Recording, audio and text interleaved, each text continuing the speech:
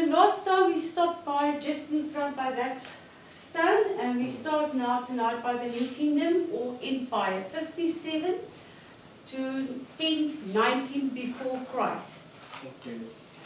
Okay.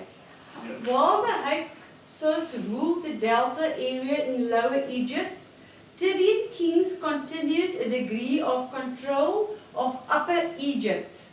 King Kommos, about 1580 before Christ, decided to drive out the Ascetics to the north and the Nubians to the south.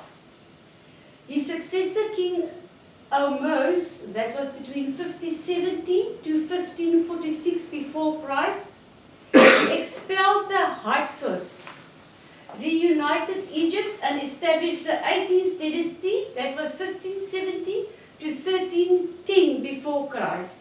Egyptians occupied the old Hyksos Empire in Syria and Palestine. He recognized his army and began to use the Ascetic bow and horse-drawn chariot, giving his army superiority. He assumed the role of dictator, and the common people became servants who farmed the land for the royal owner. So there we see again, he became the dictator, and the people became the servants. So that was, again, the servants was, again, a long time back. And we still struggle with that problem. Yeah. Okay? Thutmose the first in 1525 to 1494 before Christ established firm control over the Egyptian provinces of Syria and Canaan. His daughter was Queen Hatshepsut, that is the one that we had that like a fun with, who ruled from about 1486 to 1468 before Christ. She adopted the title of king so that she might reign as a god. Hatshepsut was the princess who drew Moses out of the Nile River and adopted him as a son. Scholars today believe that the Exodus took place nearer to 1300 before Christ. Hatshepsut devoted their energies to reconstruction, building enterprises, and peaceful foreign trades. She married her half brother. You see, there was again the Jews and the people also, half brother and brothers, keep it in a circle. It wasn't like us, we go totally out, not to intermarry or into your own family tree. There it was nothing strange. They married into their own families. Who had a son by one of his concubines. The son, Thutmose III, 1490 to 1435 before Christ, became the next king. He had a special hatred for the foreign rulers, and this hatred may have been expressed against the Semites who remained in the Delta region. The anti-foreign attitude of the Egyptians is reflected in Genesis 33 to 32. The sons of Jacob were shepherds and thus were despised by the Egyptians. So we can see here in Genesis 46 verse 44 that there we see already that the sons of Jacob were shepherds. Now, what if you look at the sons of Jacob were shepherds? To what thought goes through your mind if you think of that? The sons of Jacob were shepherds. I just think of the sheep. God is our Shepherd. shepherd. Yeah. So already the Jacob's sons were shepherds. Yeah. So there was already the sheep and the shepherds. Yes. Jesus is the shepherd, Yeah. us the sheep. Yes. Okay, so that thing is already there. The Jacob's sons had the shepherd. He was the shepherds of his sheep. So that thought is already there in the Old Testament. That was already in Genesis. That connection is there already. Okay. Thutmose III may have begun oppressive measures against the large Semitic population remaining in the Delta region in order to prevent a renewal of Hyksos or Semitic rule. and thus policy may have been continued by his successors into the reign of Ramses II. The Israelites were reduced to slavery and probably remained slaves for several generations. Now to think about it, the Israelites were the chosen nation, or is still the chosen nation.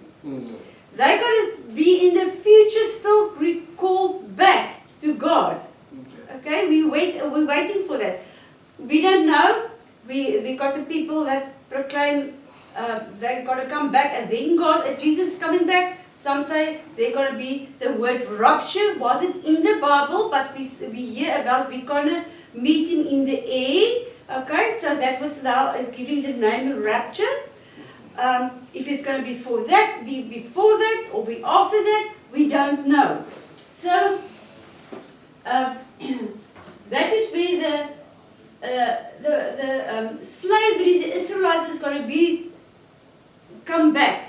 They're going to come back totally to Israel. Now we know in 1948 they were called back. So Israel is already established, and they are partly coming back.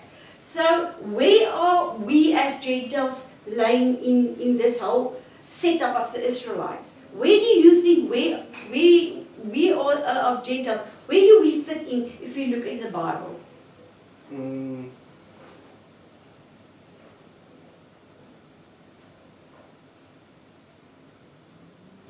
If we look at the tree in the New Testament, we are rooted into the tree. Okay? God is the root, and we've got the main tree, and we are into the tree. Okay, you know the tree? Yeah, I know it. Yeah. Okay. So that is where we are rooted into the tree. We are the, what is the real word? Grafted. There's the word. We are grafted into the tree. So we've got the tree in the New Testament. We've got the tree object where Jesus is the roots, he's the main tree, and we've got the Jews, is the tree, the real Jews, the Israelites, and we as Gentiles is drafted into the tree. Okay? So we are then part of that group of God's people. But the real Jews is still God's people that is chosen. So they will still come back to God. They must still come back to God. They that went over the earth, shattered over there, or scattered over the earth, they will still come back to God. And we are rooted into the main branch. Okay, so we are also there. Okay, so what happened to them? They went into slavery. Even they are the main branch. Because they didn't listen to God, what did God do? They went into slavery. Okay? They went into slavery. And probably remained slaves there for several generations. Okay? So, let's go on. Amenhotep the second, 1406 to 1370 before Christ, promoted friendly relations with Asiatic powers by marrying a number of princesses. So in that time, if the main king married, say now in South Africa's time, yes, the main king in South Africa, and I'm marrying, the king in South Africa is marrying from Zimbabwe and Angola and all the places. He's got more power from each one. So it doesn't even worry about love and anything. You just take it, because in that time they give the girls out, the woman out for having part of the other country.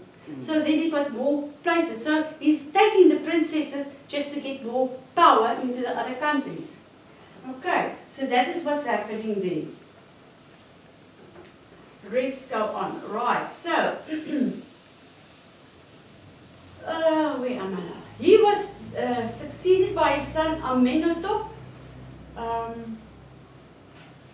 the 4th, 1370 to 1343 before Christ. He is a great interest because of his hundreds of clay tablets found at Tel el-Amama, which dated during his reign. He established his capital city at Akhetaton at the modern city of Tel El Amama.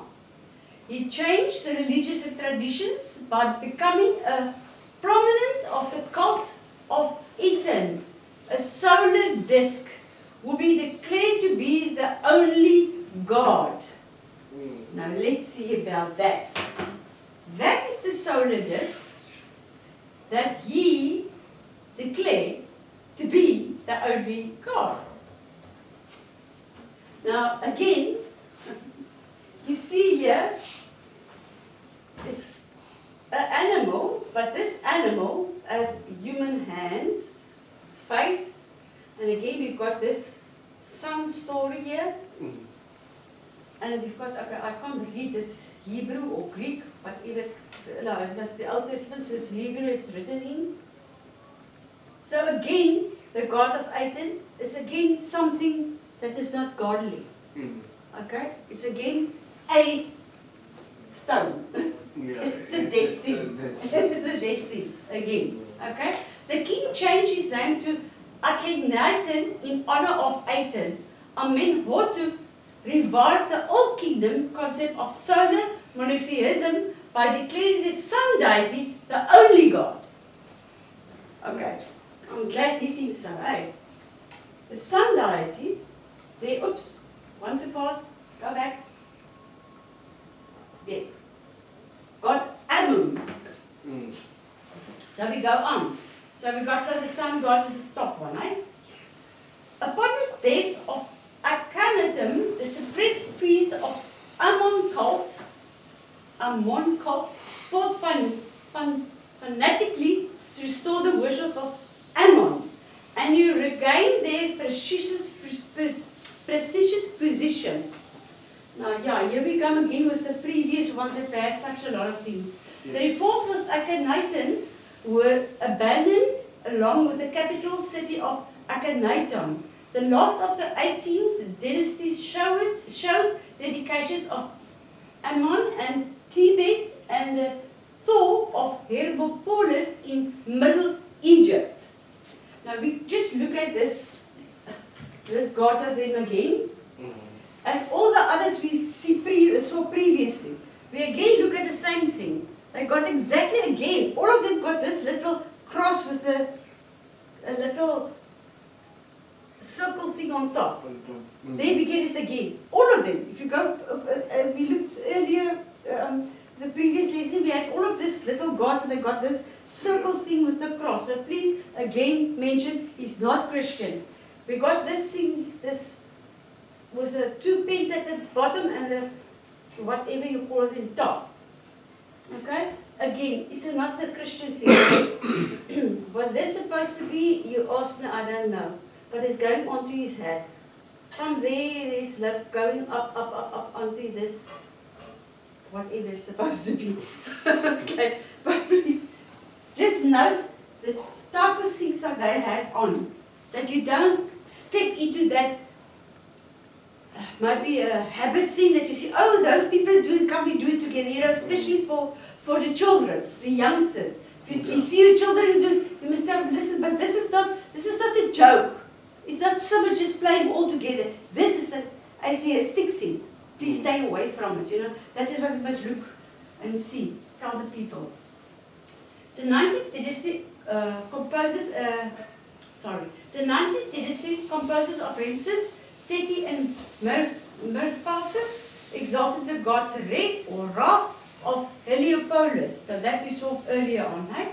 Yeah. Ramses II, 1290 to 1224 before Christ, continued aggressive military campaigns in Palestine against the Canaanites and the Hittites by eventually negotiated a treaty of non-aggression in which northern Syria was ceded in the Hittites in southern Syria and Palestine remained under Egyptian control. Now, very important. While in Egyptian bondage, the Israelites were exposed to the worship of many gods and had little opportunity to be instructed in the teachings of Yahweh. It was necessary for Yahweh, the God who entered into covenant relations with Abram and promised the land of Canaan to his descendants to anew to the slaves who had not been given the freedom to worship their own God. They needed to get away from the land of idolatry and into the wilderness in order to renew the worship of Yahweh. That is in Exodus 3, 4 and 5. That is a very interesting part to remember. The reason for that is if we look in today's life, what's happening now, and it's slowly happening more and more. In Israel itself, they're starting now punishing Christians. That's what's happening now. They're really punishing Christians in places like where the Muslims are overseas, Syria, Pakistan, all those places, they kill Christians. There's other places also, there's really, that prosecute Christians. Even if they just read out, I think it was in America also that the guy read over a thing of Christian stuff, and I know a woman, it was a minister woman, that also, because she just said, yeah, but the Bible says in Romans that this, as we say, LBSTQ alphabet story of the transgender story is wrong because it stands in the Bible. This is what stands in Romans, in the last part of Romans. It's not what she said, and she's in trouble. She's in trouble because she said it. I think on a Twitter or Facebook account, because she said it's wrong. She's in trouble. Now, with other words, you can't even quote out of the Bible these days. You're in trouble. So, and that in a free country. So there it comes again. Please remember, stand by your facts, because this is what is coming to slavery, freedom, worship of God, everything was pushed under. And God had to come again, show them, listen, this is how you do it. So please, everybody's trying, keep it with you. Don't let this happen again. Don't let you be one of these people one day that you fall apart, not, worshiping, the truth. So come we go to the Exodus.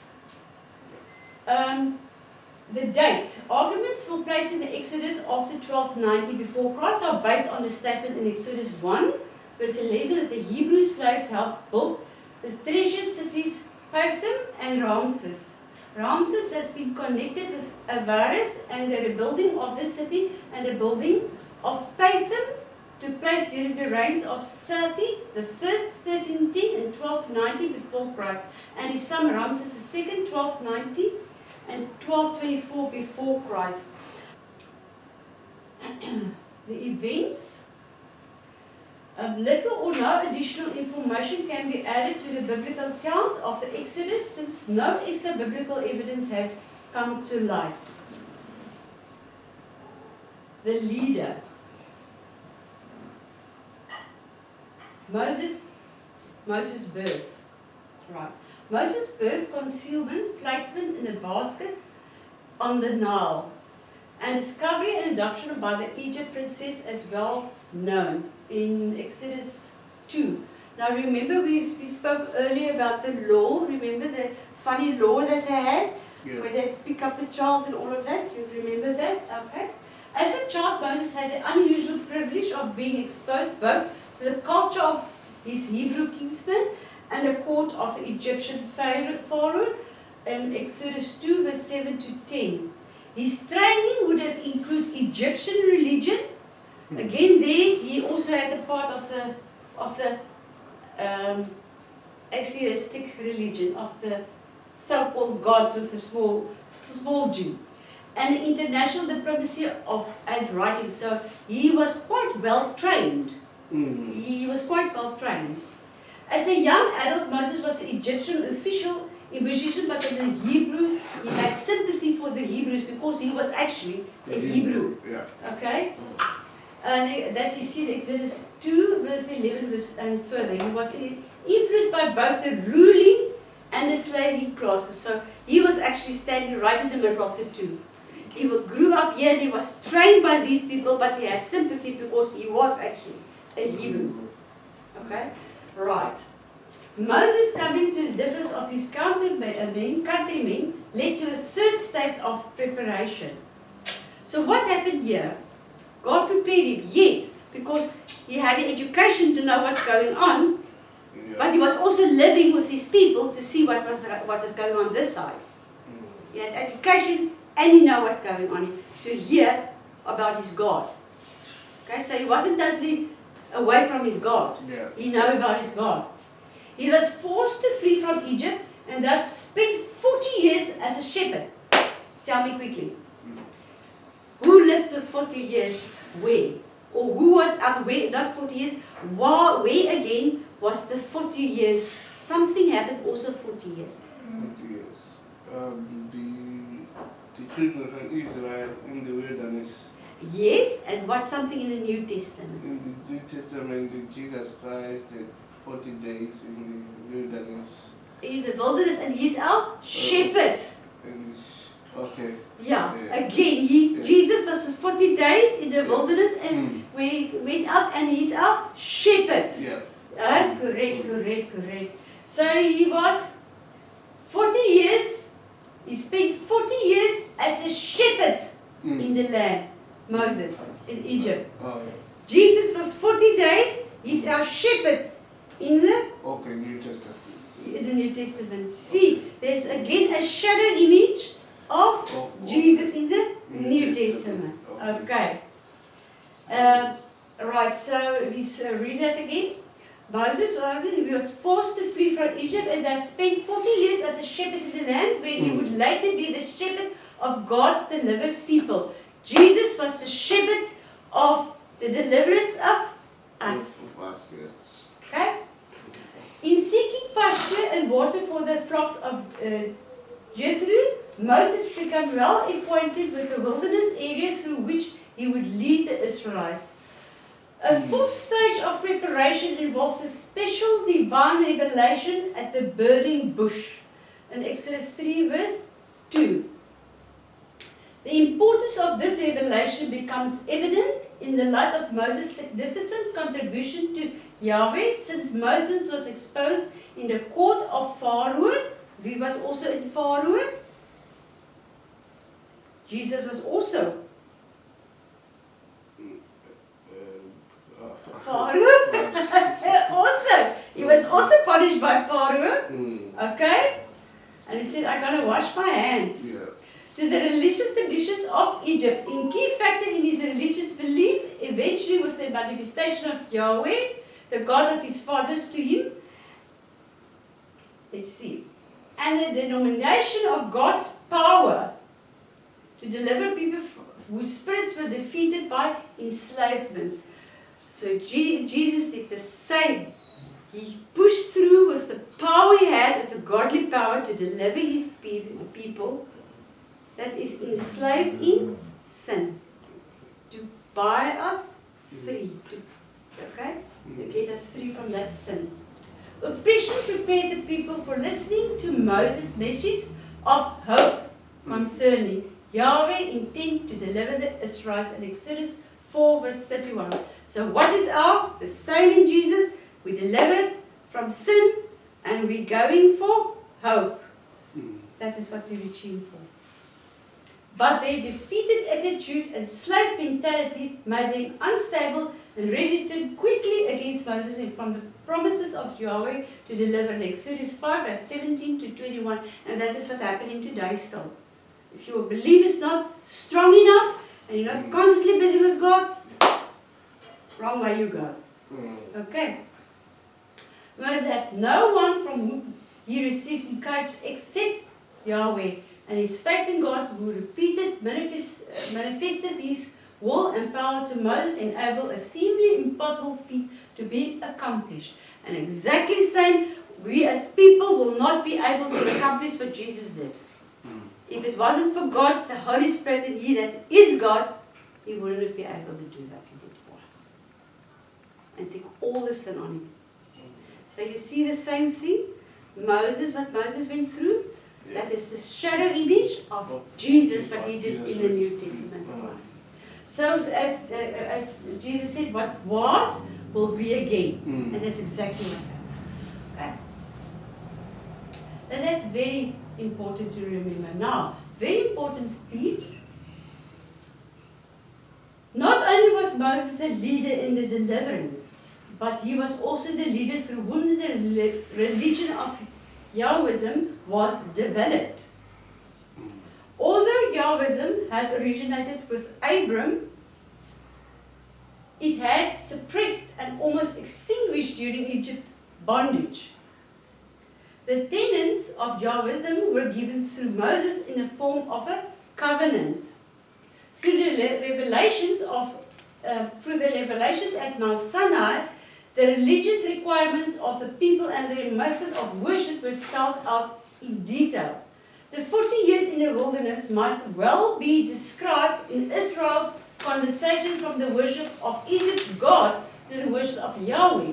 However, there were numerous reversions back to paganism in later years. These tremendous events of deliverance and conversions were possible because of the faith of one man through whom Yahweh's will and works were brought about. Again, through one person, and that's Christ, was made possible for us to be open to Christ, to God, to be saved. One person, and that's God. The only one, Jesus Christ. Okay, if it wasn't for him, we wouldn't be able to do it. If it wasn't in the Old Testament, what he did, they would have been saved. Okay. Right, the root. We go down to the root. Since the Israelites had failed to take the well-traveled route of the way of the land to the Philistines and appeared to have been stopped by the sea, the Egyptians concluded that the escaped slaves could easily be returned to Egypt captivity. Exodus 14 verse 3. Ooh, they thought so, but they didn't think of God, eh? They thought, oh, that's an easy one. Surprise, surprise. Jehovah had guided them to that spot. At the day, in a pillar's fire, to give them light. Exodus 13 verse 21. As the Egyptians hemmed the escape against the sea, the Israelites became fearful and criticized Moses. Exodus 13 verse 21. They preferred serving the Egypt to dying in the world. So they preferred rather serving into Egypt, the Antichrist, if I can call it like that, as to die in the wilderness. In the midst of the crisis, Moses expressed faith in Yahweh. And his faith was rewarded by the parting of the waters before the Israelites and their passage to the other side. Now coming again with this. Coming to read it again. Moses expressed faith in Yahweh. We express faith in our God. Okay? Yeah. And his faith was rewarded by parting of the waters before the Israelites. Now think about it. Now that is a symbol. So our symbol, what do we do now for our symbol in Christ? God is give us the water, baptism, as a symbol being in his name, for the water, his blood and his body. That's water. Parting of the sea, okay? The water be baptizing. Before the Israel and the passage to the other side. So that's a symbol for us, for our passage to God. Out of the sin, into the new life. The passage to the other side. Okay? So again, the whole story there got to do with the New Testament in Christ. The shadow image right through to the New Testament. And you never thought about that, eh? No, You never thought about that. Okay. Now, as we had it before, that was the Red Sea crossing. We also had it earlier, remember? That's a Red Sea crossing. That is bones that they found in the Red Sea. So that bones was there from the proof that they went through there. And that is the wheels that they found of the carriages that went through. Yeah, they found it there. And it was lying down all those long years, eh? Can you think about it? I found it. And there's another one. Okay, now we're going to go a little bit further before we can go show you the rest. Now, survived on manna. Mm. Manna meaning what is it? Okay. I don't think that's in a book. Is it in a book? The manna there. In the, I'm not sure. Okay. So okay, but anyway, I'm going to give it to you. I think it is must be there. Okay. The Israelites survived on manna, meaning what is it?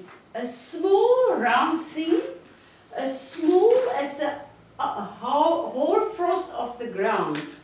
So it's a small thing. Mm. That's manna. Yeah, you will have it there in Exodus 16 verse 14. It was described as like coriander seed, white, and the taste of it was like wafers made with honey. That's given in Exodus 16 verse 31. Tamarisk, now this part won't be there. Tamarisk bushes produce in June month a granular type of sweet substance appearing on tender twigs. More recent investigation has suggested that manna was produced by excretions of two species of scale insects. The insects take a large amount of plant sap, which is high in carbohydrates, but poor in nitrogen. In order to obtain sufficient nitrogen, large amounts of carbohydrates are excreted. Now, come I show you just a bit something very interesting.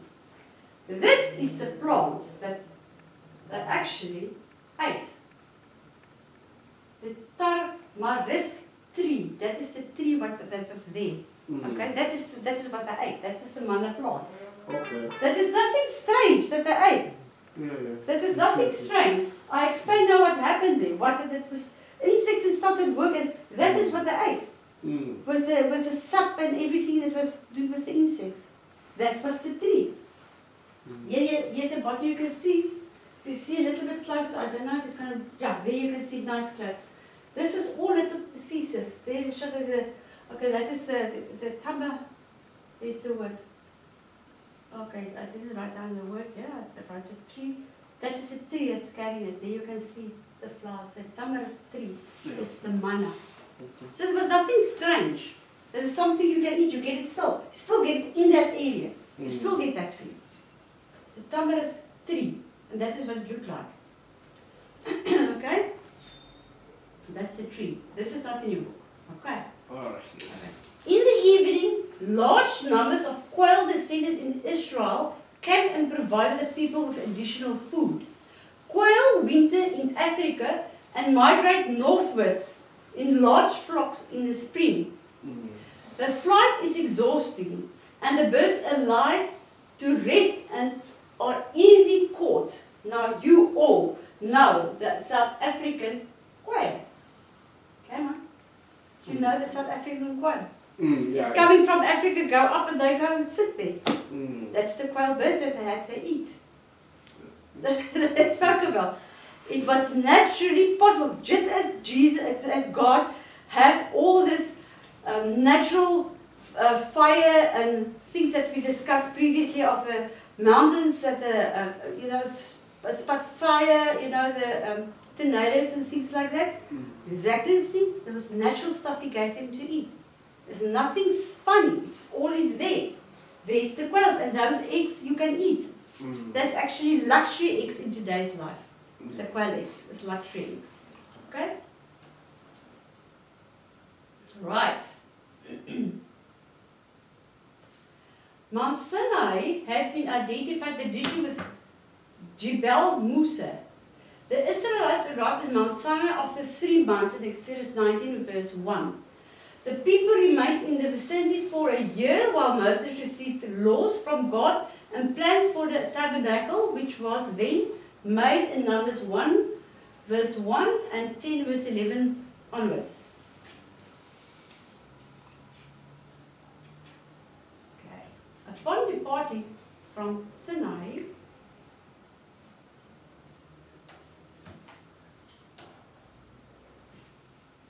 upon departing from Sinai, the Israelites entered the wilderness of Paran and Zin. Mount Sinai, there we got it. Still available today. Mount Sinai. The Israelites wilderness. Go on. There's Mount Sinai. It's beautiful, eh? Yeah, it is. Beautiful. Okay. And there's the route. The area includes the central section of Sinai Peninsula with the southern boundary merged with the wilderness of Sinai and the western with the wilderness of Shur. The area extends northwest to the peninsula South Country, Nached, and east with the Gulf of Achid. None of the cities listed in Numbers 33 verse 16 to 35 can be identified as certainly except Hazeroth and Ezion Geber at the north end of the sea. They went north and northwest from Ezion Geber and Kadesh Barnea in the wilderness of Zin. The Hebrew planned to attack Canaan from the south, but the pessimistic report of the spies in Numbers 13 and their defeat at Harboah, Numbers 14 verse 39 to 45, discouraged them to the point that they were forced to continue living in the area until the older generation has expired.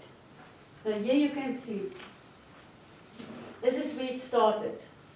Land of Goshen, and then we totally come around here. All the way to Sukkos, there they go, and here they go, Meadow, they totally all around. There was a very big route going up to the end. It's quite a big thing where they go. There they went over the Dead Sea. When they crossed the sea, the Red Sea. Right here at the bottom. So crossed it. So it's quite a large area there. So if you think about it, right down from the Red Sea here, right down. Okay. Yeah. Okay.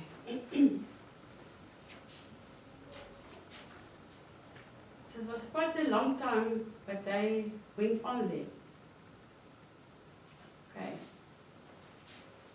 Now we go to chapter 5. So we go out of this one.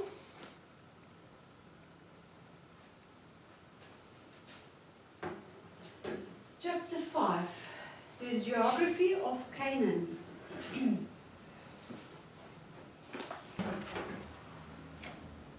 The geography of Canaan. The area included in Canaan extended from the river of Egypt. Yeah, let's get, yeah. Now why is this thing so small here? It's very small. Okay. Let's see here. Okay, this is the river of Egypt. This is the river of Egypt. This is the river that actually made that lot of extensions. There's only 3 over at the moment. Remember we discussed that? Mm. Okay, this started from here, the river of Egypt. Okay. In Genesis 15 verse 18, and the valley below the Dead Sea to the foothills of the Mount Hermon, and from the middle Mediterranean Sea to the Jordan River. Okay? So let's see here. It's coming, that is the Egypt.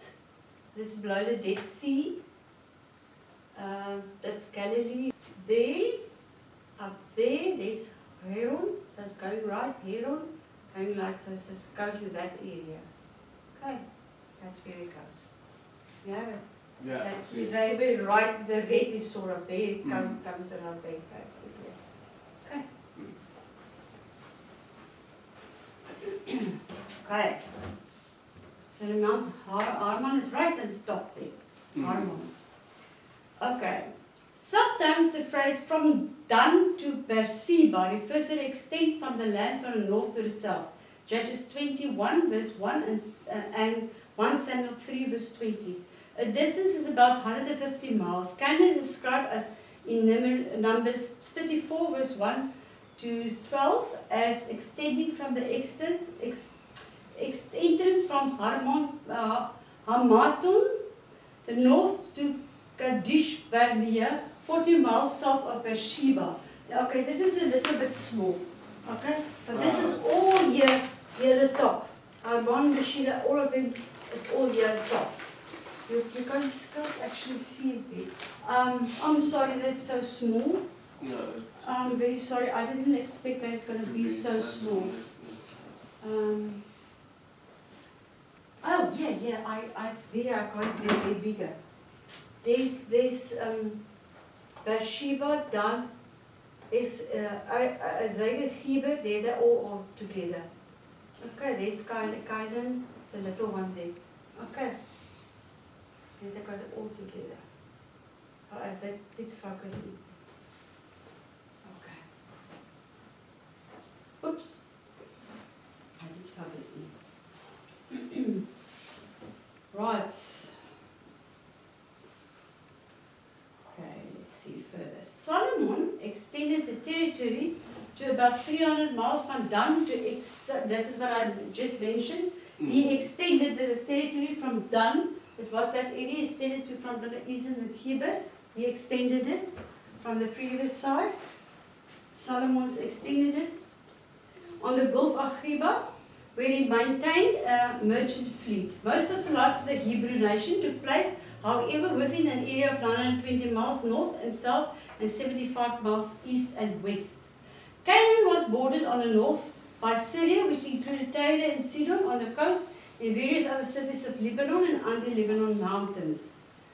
Okay, let's just quickly see. The Mesopotamia, Canaan, Syria, there you can see there's Syria. Yeah, there's Canaan, the Syria that we spoke about. Okay, there's Mesopotamia. So you see all is all more or less in the same area. There you can see that there's Canaan and there's Syria in the top part. Okay, top part.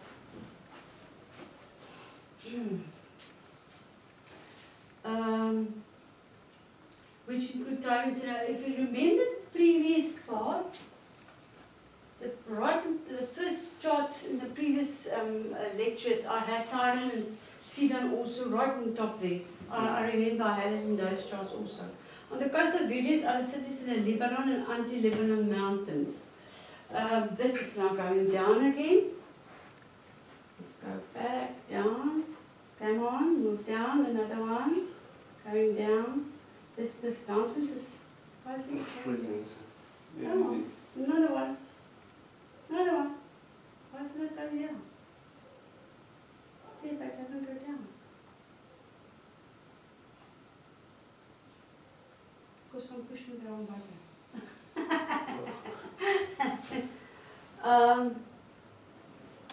Okay, this is the Lebanon mountains and the anti-Lebanon mountains. So that is right. If we go one down, yeah, now we're going back. That's the Lebanon and the anti-Lebanon mountains. Okay, so from that right. Nothing. Okay. See, I changed back again, the same map at the bottom because we can go, but it's right at the side. But you can't actually see it's in noise. Right, it's more or less in this area. Okay. But anyway, that's it. We're going to speak quite a few times of the Lebanon mountains. Nomadic tribes occupying the Arabian steppe and kingdoms of Ammonites and Moabites border the Canaanites on the east. The kingdom of the Edomites and later the Nabateans lay on the southern border and the Sinai steppe on the south. The Philistines, who were seafarers, occupied a narrow west coastal plain along the Mediterranean in the early part of the 12th century. They were vigorous and warlike people who dominated the Canaanites and eventually give them the name of the whole land in Samuel 4 verse 1. You know what I must do? I must actually stand like this so that I can show you what's going on here. But that is all. I wonder if yeah, I've got that other map again. You see, now we move again, but that map is too small. You see, that's a valley. Yeah, you see this map is too small for you to see everything here. But they're coming down, and here they're coming totally down here, the Midianites and everything. This map is too small for you to see. This one is just to let you, you can see actually with the Gor Carmel, you see this bit of Dead Sea, Jerusalem, the mountains was in there, but yeah, it's not very clear. There's the other mountains also lying there, but it's not very clear. I didn't expect it's going to show so small. I didn't expect it. 2 years after departing from Egypt, the Israelites camped in Kadesh Barnea. Remember, I just said to you, where's Kadesh Barnea? Was it on this way? Kadesh Barnea, there, it's Kadesh Barnea. And sent spies into the land of Canaan to determine the strength of the inhabitants. The spies concluded that the inhabitants were stronger than the Israelites. They reported that the Amalekites dwell in the land of Negev, the Hittites in Jebusites, the Hittites, the Jebusites and the Amorites dwell in the hill country, and the Canaanites dwell by the sea and along the Jordan. Okay? That was in Numbers 13 verse 24. The Canaanites were Semites, who often were referred to as Amorites. They inhabited long plains along the Jordan, which were suitable for their use of chariots during warfare. The Amorites were mountain dwellers. Again, those mountains there, that is where the Amorites was, between the mountains. Okay. Okay, the one part was against the sea, and those was between the mountains. Judges 1 verse 35.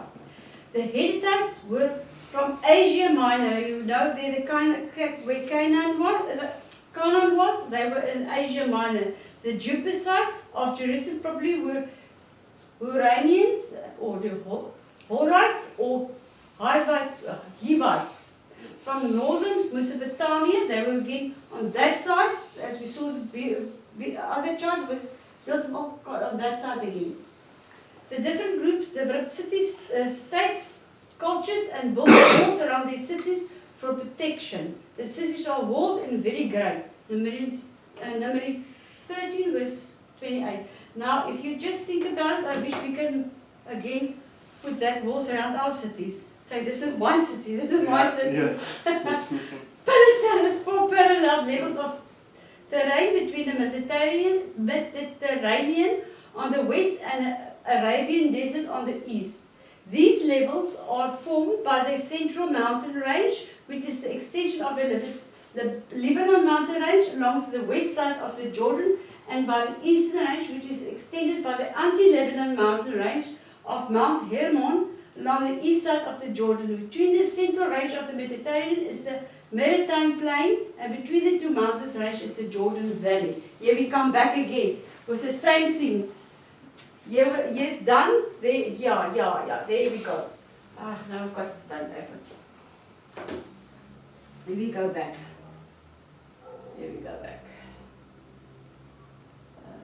There's done. So that mountain is lying here. Okay, this mountains. Okay, so I'm lying a little bit higher. There, up there, that side, a little bit down, I'm lying. Okay, so, but again, there they go, there's down, you see, so they lay at top of high. There's Tyler. They didn't have it just down. So they lay a little bit higher, I'm wrong. Not that side, but that side. A little bit higher up. You with me? Yeah. I see this side, but this side, higher up. Sorry, I was wrong. So there's the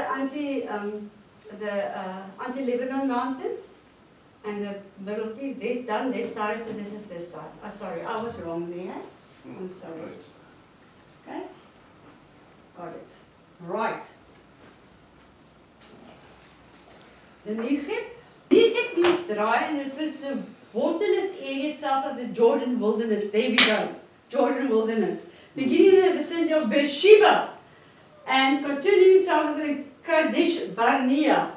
Beersheba, there's Beersheba, Kadesh Barnea, so it must be around here, okay? Now let's see, it's not marked by beginning in the center of Beersheba, continuing south of the Kadesh Barnea.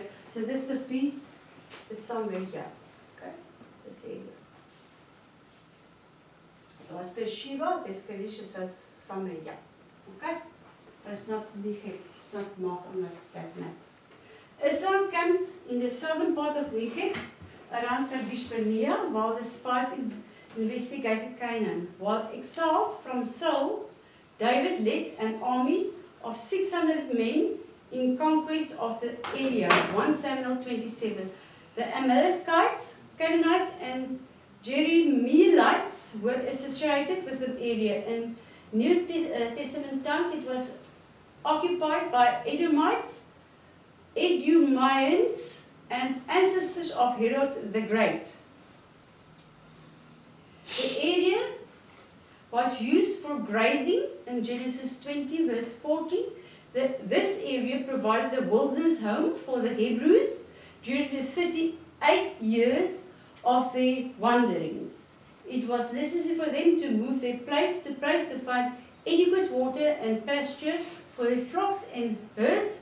Numbers 33 verse 3 and Numbers 37 and further.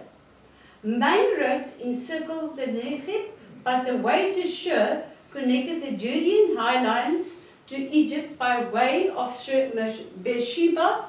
Hagar took this route when he fled to Sarah in Genesis 16 verse 7. So that was all around these areas. So that was all around this. Okay? Yeah. Okay, right. The maritime plain, whatever you can call it. The maritime plain. Man, it's getting cold. The coastal plain extends from a desert region south of Gaza to the Leonites River, which originates between the Lebanon and Anti-Lebanon Mountains range and enters into the Mediterranean just north of Tyre. So here we go again, back to the mountains. So it originates between it and coming down. So we're coming back to that same area again. And north of Tyre, so there we've got Tyre. So coming through here, there's Tyre. There's Tyre. Okay, so it's coming through there. Okay. The coastal area of Palestine did not provide a good natural harbour. The Israelites were not a seafaring people. The coastal plain is intersected by Mount Carmel, which just seaward as a promontory. Where am I now? That's that job. Okay, we go. The coastal plain is intersected by Mount Carmel, which just seaward as a promontory. Let's just see here. There's Mount Carmel. Okay, there it is. Now you will see, now again, I can't focus in because it's separate from my computer. But you will see there's a little point there, and the area, the earth area come in there. That area going there, down, that's called Mount Carmel. Okay? And it's quite interesting. I've done what I do with those papers. But it's quite interesting again, the plates, the shifting is quite interesting to read it. I got the plates also, the shifting and everything, how things change over the years. It's quite interesting that. Phoenicia often controlled the plain north of Mount Carmel, including the port of Acco, which was the biblical Ptolemy's in Acts 21 verse 7. The fertile plain was divided into three sections. The plain of Philistia, approximately from Gaza to Joppa, the plain of Sharon, from Joppa to Mount Carmel, and the plain of Acco, north of Mount Carmel. The Philistines controlled the well-watered and generally level plain between the hill country of Judah and the Mediterranean. 5 important Philistine cities were Gaza, Ashkelon, Ashdod, Kath, and Ekron. The area was, however, open to invasion from Egypt to Syria. The Old Testament times, much of the plain of Sharon was swampy. The sea washed up vast amounts of sand which blocked that blocked the mouths of the small rivers, causing marshes to develop from the backwaters. Before the draining of the swamps, the area was not heavily populated. The swamps has been drained by the time of Jesus' birth. It was in the plain of Sharon that Joshua and his army defeated the coalition of 5 kings while the sun stood still. The coastal plain proved to be a center of Israelites settled in Old Testament times but continued to be occupied by other groups. Now again, very interesting. As I said, we now know all over, as we go through the Old Testament, we learn about the plates of the earth that's constantly shifting. And things that's, and as we know, even South Africa, right from South Africa, particularly the plates are shifting constantly. And yet we see again in the biblical times that was a swamp, and what happened? Yes. It's shifting again. Right. So let's go further, go down. Now there's now where I showed just now that little piece where there it's more bigger. That is the Carmel, they call it now, the Carmel fault. Because it's a fault, there's a shifting plate, there's a fault system now. Okay, there it's running. Okay, and there is the shifting plates. There it's coming in. That's the fault system. That was the scientific report, validated geographical model for the straw slip restraining bend in Lebanon by Jacob, that funny name. Okay, so they got their fancy names and icon. But okay? So that is just to tell you, the fault system is going on there. So the plate is shifting. Okay, that's why it's different. So they're just declaring why certain stuff is not the same as it was when they wrote the Bible. Yeah. You know, just to tell you, just to make aware of that's why it's different. Okay? Going back, Shefeli, the village of Ajalon. Come on. Okay, I think that is just a bit further on. Territory extending from the village of Ajalon, 5 miles northwest of Jerusalem, the Debir in the the Debir in the southern part of Judah is known variously as a plain, a valley, a vale, and a lowland. This land was valuable in the cultivation of olives, grapes, and grain, and from pasturage. The Hebrews and Philistines frequently struggled for control of this land, which is about 50 miles long and 5 miles wide. Okay? That was now in these areas. Now, just interesting, the places they found the places. Okay? Yeah. And that is where they got it. That is where the places are, where they found it. This is all where they spoke about now. This is the place where they found. Okay. Okay, they found all these places. Sure. And this is the Colombian cave they found. This is the Marisha caves. Before Christ. It was in the 5th century before Christ. Okay. They found. I just want to see. Yeah. That was all that they found in the same area. That was in the cave underneath the ground. You never think that that's underground, eh? Yeah. But they did there. That is just that they also found in the same area. There also. Okay. Going further. The center of Israel population was hill country. This continuous range of hills extended through southern Syrian and down the length of Palestine until it drops off the lower level in the desert country of Negev. So it's just going down that range that's going down there. It takes the appearance of a great plateau and is divided into Galilee, Samaria, and Judah. Galilee. That is Galilee talking about. The northern part of Galilee is quite rugged, but the southern half is much lower, less hilly and much milder in climate. The Leonids River and the Lebanon ranges from the north border, the Jordan Valley and eastern border, and the rolling plain of Esdraelon, the southern border. Northern or upper Galilee was heavily wooded in biblical times. Lower Galilee contains parallel mountains ranges with broad valleys between them.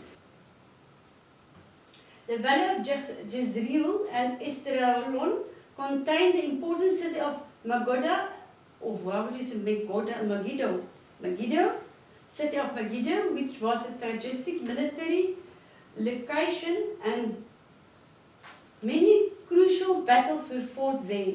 That was in Revelation 16 verse 16, so it was already, and it's going to be again, seems like, the scene of the expected final battle of God hosts with the powers of evil. That was in Revelation, we're going to get it again. Right? Yeah. Upper Galilee probably included most of the cities assigned to Asher and Naphtali, Joshua 19 verse 24 to 39, except those on the coast. It receives relatively heavy rainfall but deeply fissured. It was probably covered with forests and early Old Testament times. It is a very fertile part of Palestine, which gentle slope, which are covered with olive fig trees. Okay, now, if you look here,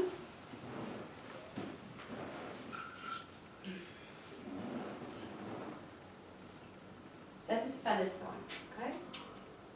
There, I actually wrote that the whole area there with a mark there, with the circle, is Palestine, okay?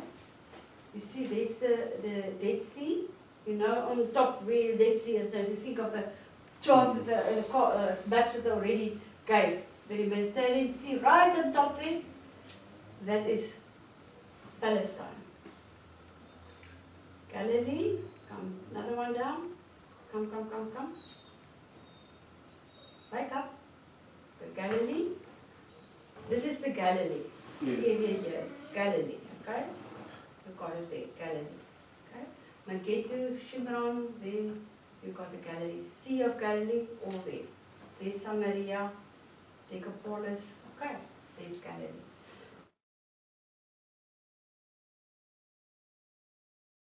1 Kings 19 verse 15.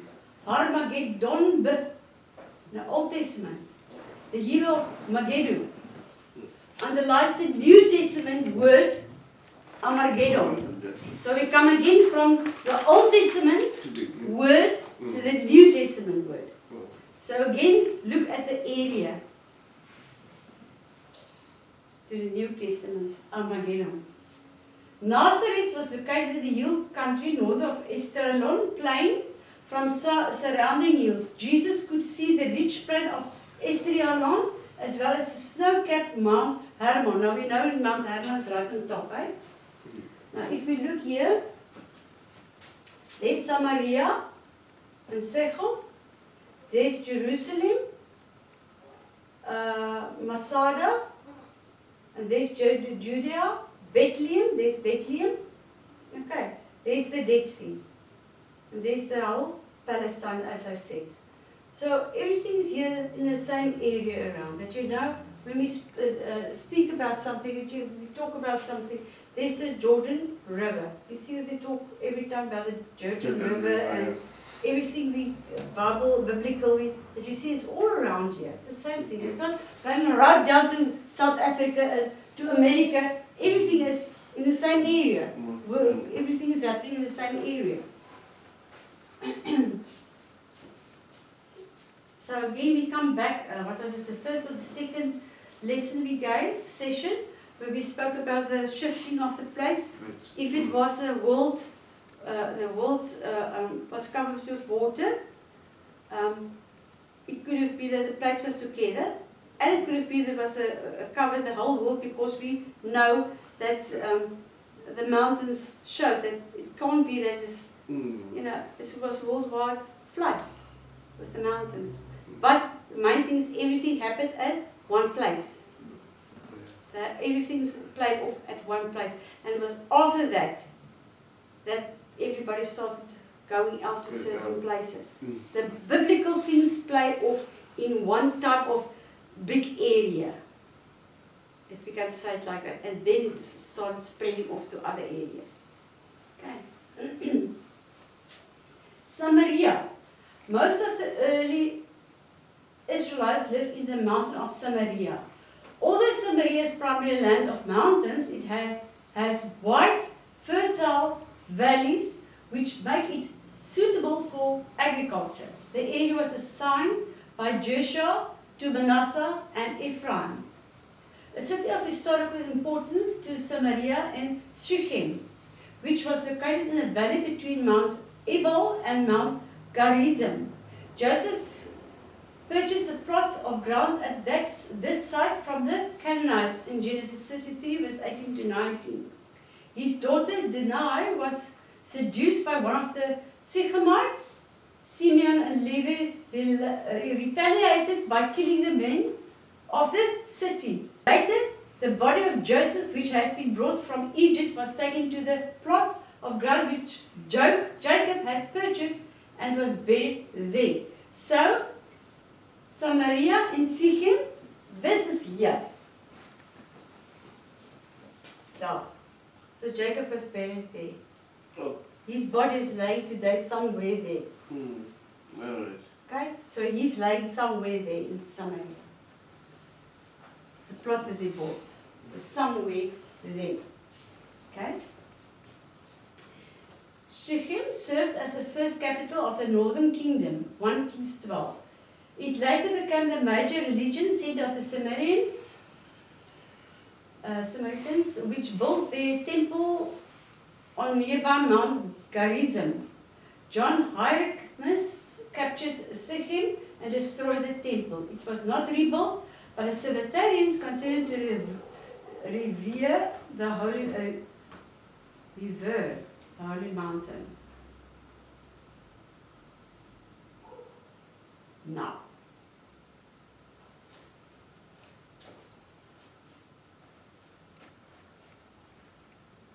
coming back to this. That was the temple built on Mount Gerizim. They found it. Oh. And they excavated. There's the temple that was built there. Oh. Oh. That was the temple. They got the thing. Yeah. They opened it up. Quite interesting to see how true the Bible is. Go on back there. Yeah. The Bible is so true. Everything they find. Okay.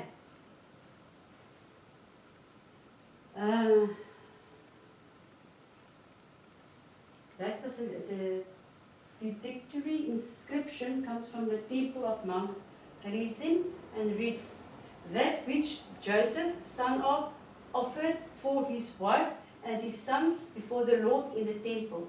It means a gift offered to the Lord Yahweh at the Mount Gerizim temple. The inscription is currently housed in the Good Samaritan Museum. That is over the regional. It's there. Isn't it fantastic? Yes. To think it was touched by their hands. It's there. It feels almost holy, eh? Yeah. It feels holy. So yeah, it's there. The city of Samaria was built in 870 before Christ on a hill 7 miles northwest of Shechem. Omri's son Ahab is known for the ivory palace which he built at Samaria. The ivory inlay of the palace furnishings has been discovered in recent years. Now we remember we already spoke about it in the previous subject, so I didn't bring it up again. We already spoke about that. 12 miles south of Shechem was Shiloh, which is the Israelites first erected the tabernacle which served as a national shrine. Joshua 18 verse 1. Pilgrims journeyed there for annual feasts in 1 Samuel 1 verse 3. The ark was removed from this tabernacle at Shiloh during a battle with the Philistines and was captured by the enemy. When it was returned, it was placed in Kirjath Jearim, west of Jerusalem. Shiloh may have been destroyed during the Palestine War.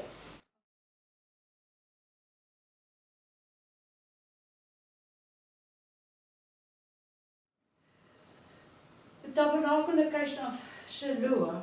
12 miles south of Shechem was Shiloh, where the Israelites first erected the tabernacle, which served as a national shrine in Joshua 18 verse 1. Pilgrims journeyed there for an annual feast in 1 Samuel 1 verse 3. The ark was removed from the tabernacle at Shiloh during a battle with the Philistines and was captured by the enemy. When it was returned, it was a place for Kirjath Jearim, west of Jerusalem. Shiloh might have been destroyed during the Palestine War. But this was the tabernacle.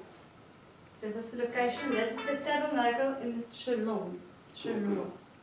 Shalom. That's also found. Okay. That we're talking about here. Bethel stood 18 miles south of Shiloh on the road between Jerusalem and Shechem. Bethel means house of God. Abram built his first altar there, and Jacob had his dream of angels and the ladder which connected the place with the presence of God. Jeroboam I of the northern kingdom erected a shrine at Bethel, which was near the border of Judah, in an attempt to prevent the people of the northern kingdom from going to Jerusalem to worship. Judea. Right, now we look at Judea. Judea. Jerusalem. So Jerusalem is just Judea. Why did I have this in? Come one down. 12 tribes. Oh, I just put in the 12 tribes here, just for the fun of it. 12 tribes. I just do Judah. There's Judah. The Philistines, Simeon, Moab, Reuben, the Galilee, Manasseh. The 12 tribes is here. Here's Judah. Okay. 2 kingdoms. I'm going to speak about this just now. Where are you now, person? Come on. 2 kingdoms. Okay. The tribe of Judah was assigned, I showed you just now where the tribe of Judah was assigned at mountainous tract of the land extending along the western band of the Dead Sea of most of its length. The tribe of Benjamin has been assigned to the territory from the middle of the city of Jerusalem, north of Ai. When the 12 tribes divided into 2 kingdoms, that's the 2 kingdoms, descendant of Benjamin and Judah formed the kingdom of Judah. Benjamin had provided Israel first king.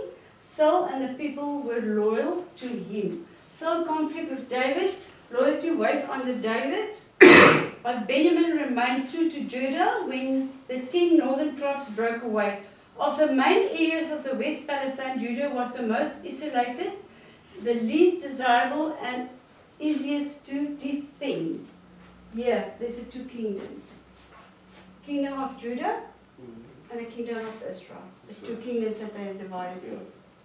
Okay, and so all this little things is also, just shows you how they were all together, and then it was the 12 tribes, and then there were 2 kingdoms, how they also split all the time. And at one stage there was only one nation, and how those, because of this one want this, and this one want this, now this one want to fight, Yeah. As we know. So we've got the 12 tribes and the 2 kingdoms that we had there. The chief city of Palestine was Jerusalem. The region of the name is uncertain. It's not interesting to know. They don't know where the name Jerusalem comes from, It's quite interesting. It probably came from the Semitic word of shalem, peace. They're not sure. The name first appears in Urushalem in the Egyptian execration text of the 19th century before Christ. In early times, the city may have been a center worship of Shalem, a god of peace. The name Jerusalem appears to mean foundation of peace or house of peace. The reference to the city first appears in the Bible in Genesis 14 verse 18 as Shalem. The north part of the hill east of the Central Valley, Mount Moriah, became the site of the temple in Chronicles 3 verse 1. The southern part, originally called Mount Zion, Samuel 5 verse 7, was chosen by the Jebusites as the location of their stronghold, probably because of the covenant supply of water from the spring Gihon. Because of the convenient supply of water from the spring Gihon. Across the Central Valley to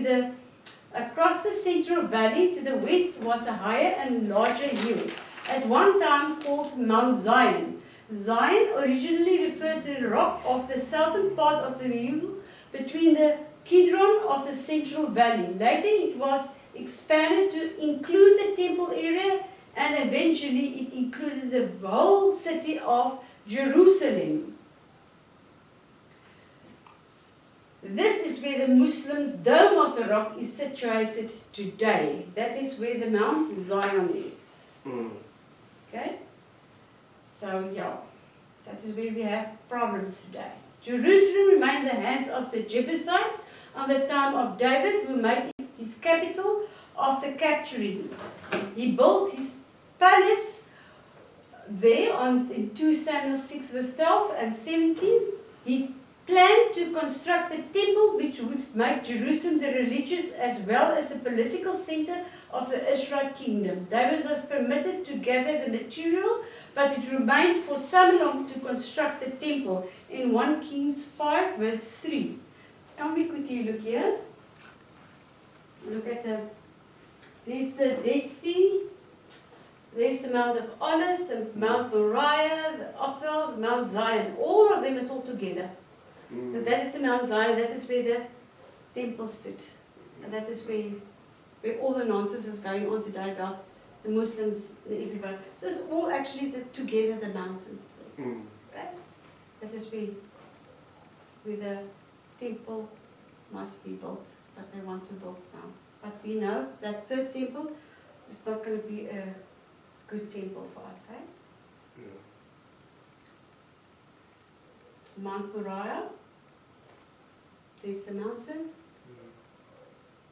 there's where it's broken, that's Mount Moriah, how it is, the peak, that's the Golgotha of Calvary, there's the floor of Ariah, the temple, that's the temple part, and that is the Salon of Melchizedek, okay, that's the part of that area, okay?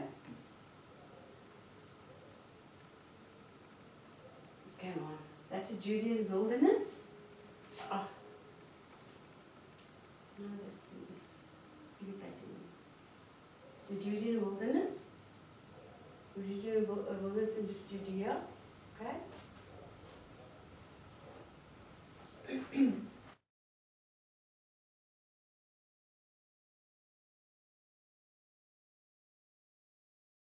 The wilderness of Judea begins a short distance east of Jerusalem. The traditional site of the temptations of Jesus is located on the road between Jerusalem and Jericho. As a wilderness, it is not an area of thick underbrush, but desolated with arid soil and naked rock. So that's at the bottom part. Et Gedi location in the wilderness of Judea, that is also in the wilderness there. On the edge of the wilderness, were such cities as Jerusalem and Hebron, and the oasis of Jericho, such cities of Arabah, Adin, Sechesh, Nibshan, the city of salt, and En-Gedi, in Joshua 15 verse 61 and 62, were located in the wilderness of Judea. En-Gedi was located at a large oasis on the western shore of the Dead Sea. David hid in one of the caves of the area which he was forced to flee from Saul. There is, can we quickly look at that?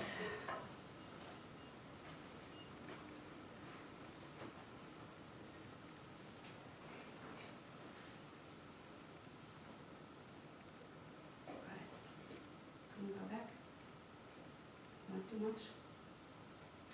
Go back. Okay, that is the. We have that map, so. That is the wilderness area. Okay. And this Engedi. Engedi, there's it. There's Judea. That's again the Dead Sea. Moab, Jericho. Okay, again. Now, the Engedi caves where he hid. That is the cave. There's really places in the caves. Okay. Where he could hide. It's really there. This place is still there where he could go in. Very interesting. And go another one. This is the Moringa cave is there. The Engedi spring is there. The Choluluthric shrine is there. They got very name. The Tel Goren is there. The Dead Sea Fault escarpment is there. Again, there's again a fault system there. Okay, so there's a lot of places where you could hide. It is true. Again, the Bible is true. You could hide there. The system is there that you could hide. Okay? Okay, this is again a photo of the fault system. There's a Dead Sea fault, there we're going through. There's that fault system. You know, all over is the fault plates running. Just to show, so there's the Eurasian plate, there's the Artonian plate, the Arabian plate. You see, so the Espian Sea, okay, there's a sea. So they explain all the different plates and how it shifts. And there's a cave of Engedi they spoke about. That's the interest of that cave. Okay, where they think it's possible where he was. Okay? It's quite interesting to see that the things is there. Beautiful inside the different caves there. It's really inside. That's inside. It's beautiful, eh? Yeah. It's really beautiful. The Essene settlement of Qumran was established in protest to the community of Jerusalem. The Qumran community was established 8 miles south of Jericho on a site which may have been previously the site of Salt, Joshua 15 verse 62. The Essenes established a community center there in the middle of the 2nd century before Christ, but abandoned the area temporarily after an earthquake in 31 before Christ, caused cracks in the curtains and destroyed the water supply. A few years later, these were repaired and the community was re-established until the Roman army occupied the site in AD 68. Probably at this time, the sacred scrolls were concealed in a nearby cave where they remained until the first of them was discovered in 1947. Just see how long they were in there. Yeah. Long time. Qumran was again occupied during the Jewish-Roman War in 132 AD to 35. They lay there for a very, very long time.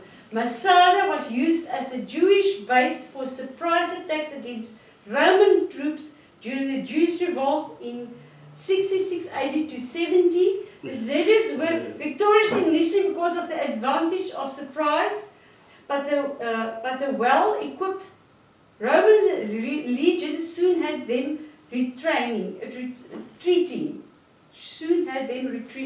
When all other fortresses had fallen to Rome, Zealots and Masada chose to die by their own hands rather than by the sword of the enemy.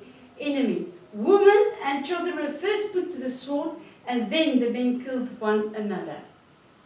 That is really bad, eh? Yeah. That is really, really, really bad. And then we got to stop.